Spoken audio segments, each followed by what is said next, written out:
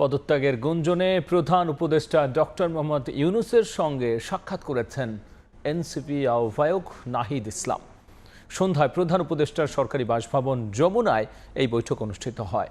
এনসিপির যুগ্ম আহ্বায়ক সারওয়ার তুষার জানান, বৈঠকে জুলাই অভ্যুত্থানের আকাঙ্ক্ষা, প্রধান উপদেষ্টার উপরে মানুষের আস্থা বিবেচনায় যে কোনো সিদ্ধান্ত নেয়ার আহ্বান জানিয়েছেন নাহিদ ইসলাম।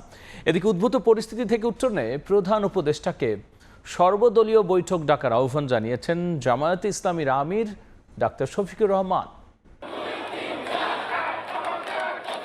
দুই ছাত্র উপদেষ্টার পদত্যাগ ও জাতীয় নির্বাচন দাবি এবং ঢাকা দক্ষিণ সিটির মেয়র পদে বিএনপি নেতা ইশরাক হোসেনকে দায়িত্ব বুঝিয়ে দেওয়ার আন্দোলনের মধ্যেই বৃহস্পতিবার সন্ধ্যায় প্রধান উপদেষ্টা ডক্টর মোহাম্মদ ইউনূস পদত্যাগ করতে চান এমন গুঞ্জনের খবরে ছেয়ে যায় সামাজিক যোগাযোগ মাধ্যম। সামাজিক যোগাযোগ মাধ্যমে দেশের স্বার্থে জুলাইয়ের ঐক্য পুনঃপ্রতিষ্ঠার আহ্বান জানান তথ্য উপদেষ্টা মাহফুজ আলম, এনসিপি নেতা হাসনাত আব্দুল্লাহ সহ বেশ কয়েকজন।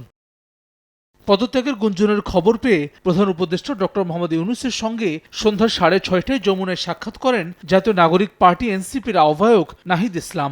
এনসিপি যুগ্ম আহ্বায়ক সারওয়ার তুষার সময় সংবাদকে জানান, আধা ঘণ্টার আলোচনায় জুলাই অভ্যুত্থানের আকাঙ্ক্ষা, প্রধান উপদেষ্টার উপরে মানুষের আস্থা এবং জাতীয় ঐক্যের বিষয়টি বিবেচনায় নিয়ে যে কোনো সিদ্ধান্ত নেওয়ার আহ্বান জানিয়েছেন নাহিদ ইসলাম।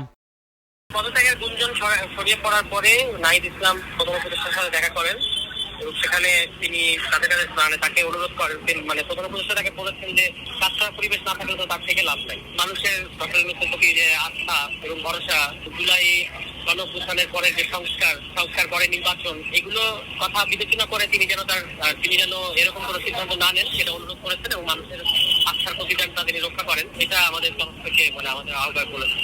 এদিকে চলমান সংকট উত্তরণে প্রধান উপদেষ্টাকে সর্বদলীয় বৈঠক ডাকার আহ্বান জানিয়েছেন জামায়াতে ইসলামীর আমির ডাক্তার শফিকুর রহমান। বৃহস্পতিবার বিকেলে দলটির কেন্দ্রীয় নির্বাহী পরিষদের জরুরি বৈঠক শেষে এ আহ্বান জানান তিনি। হাসান ওয়ালি, সময় সংবাদ, ঢাকা।